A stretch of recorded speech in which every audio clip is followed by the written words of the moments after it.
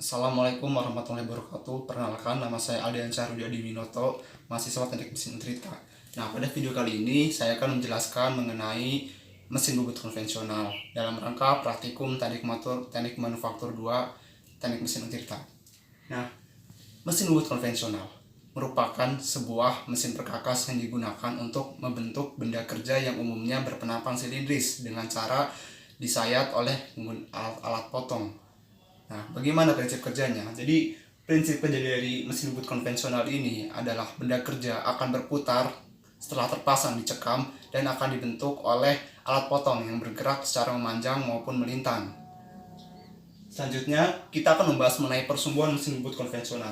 Seperti yang sudah saya gambarkan, jika kita lihat ini dari sebuah pandangan atas, ini adalah benda kerja yang terpasang pada cekam dan ini adalah alat potongnya. Mesin bubut konvensional ini menggunakan persumbuan dalam dua arah, yaitu sumbu X dan sumbu Z. Sumbu Z adalah pergerakan alat potong secara memanjang dan sumbu X adalah pergerakan alat potong secara melintang. Tanda negatif berarti pahat bergerak mendekati benda dan tanda positif berarti pahat menjauhi benda. Nah, selanjutnya saya akan membahas mengenai bagian-bagian utama pada mesin bubut konvensional. Yang pertama ada motor listrik. Motor listrik ini merupakan penggerak utama, yaitu pengubah energi listrik menjadi energi mekanik dalam bentuk rotasi untuk memutar cekam atau cak. Yang kedua ada cak. Cak merupakan bagian yang mencengkram benda kerja yang kemudian akan berputar. Selanjutnya ada eretan. Eretan merupakan pengendali dari gerak alat potong, di mana eretan ini bisa kita kendalikan dengan tuas. Ada 3 macam eretan, yaitu ada eretan alas, ada eretan melintang, dan ada eretan memanjang. Selanjutnya ada tulpos.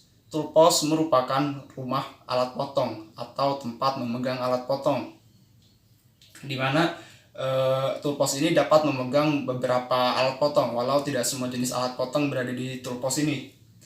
Selanjutnya ada tailstock.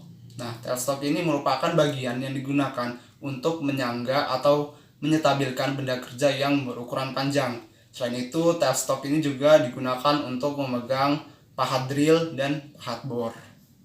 Nah, selanjutnya saya akan menjelaskan beberapa pengerjaan yang dapat dilakukan pada mesin bubut konvensional ini. Saya akan membahas pengerjaan sesuai yang kita kerjakan di praktikum kali ini. Yang pertama ada pemakanan rata. Apa itu pemakanan rata? Pemakanan rata adalah pemakanan yang umum digunakan, yaitu mengurangi diameter dari benda kerja dengan cara pemakanan secara linear. Nah, seperti yang sudah saya gambarkan, ini merupakan pemakanan rata. Selanjutnya ada pemakanan alur. Pemakanan alur merupakan pembuatan sebuah celah pada benda kerja atau bagian yang berdiameter lebih kecil di antara dua bagian yang berdiameter lebih besar. Itu adalah alur. Selanjutnya ada pengerjaan ulir, yaitu pembentukan profil-profil ulir yang melilit pada suatu batang. Nah, ini bisa dikerjakan dengan mesin bubut. Selanjutnya ada pengkartelan. Pengkartelan adalah pembuatan profil-profil bergerigi pada permukaan benda kerja yang biasanya digunakan sebagai handle supaya benda kerja tidak licin ketika dipegang.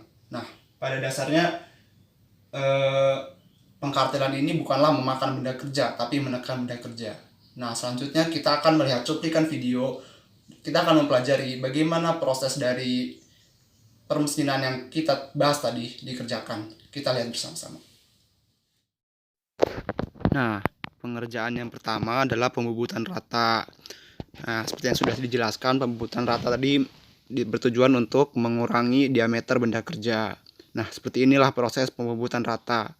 Pertama, sebelumnya kita jangan lupa mengalibrasi alat potongnya terlebih dahulu ya, dengan cara menyentuhkan alat potong ke benda kerja pada sumbu X dan sumbu Z dan mengatur pengukur pada eretan menjadi 0. Setelah itu kita jauhkan kembali.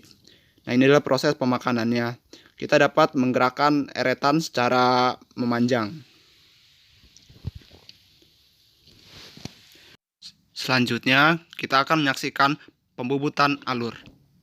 Nah, ini dia adalah proses pembubutan alur.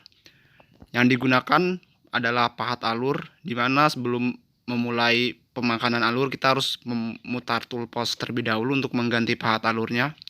Nah, untuk menggerakkan pahat alur ke posisi yang diinginkan bisa kita gunakan eretan memanjang, dan untuk memakan ke arah dalam, kita gunakan eretan secara melintang.